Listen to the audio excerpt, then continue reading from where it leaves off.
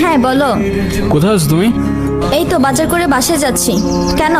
আগে বলো, good news শুনবা না ব্যাড নিউজ? ব্যাড নিউজটাই আগে শুনি। ব্যাড নিউজটা হচ্ছে তোমার এখন থেকে মাঝে মধ্যেই বাজার করতে হইতে পারে। কেন? কারণ গুড নিউজটা হচ্ছে নতুন চাকরিতে তোমার হাজবেন্ডের কাজের অনেক চাপ থাকবে এখন থেকে। কংগ্রাচুলেশনস। কিন্তু স্যার, আমি আর বাজার করতে পারবো না। যত রেটি হোক না কেন, বাজার কিন্তু আপনাকেই করতে হবে। কেন, কি হয়েছে?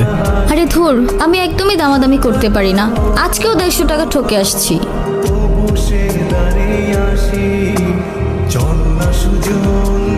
আবার তোমাকে বলে আর লাভ নেই, তুমি অনেক চেঞ্জ হয়ে গেছো। এতবার নিষেধ করার পরও সিগারেটটা ছাড়তে পারলো না। তোমার মনে আছে এই সিগারেটটার জন্যই কিন্তু আমাদের পরিচয়টা হয়েছিল।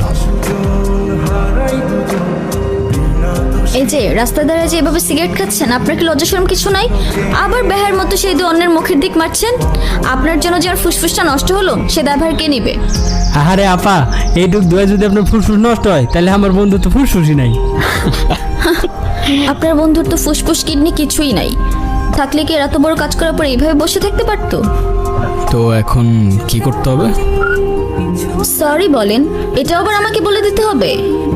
এ আপা, আপনার সাহস তো কম না, আপনি কারে কি কইতেছেন? সরি।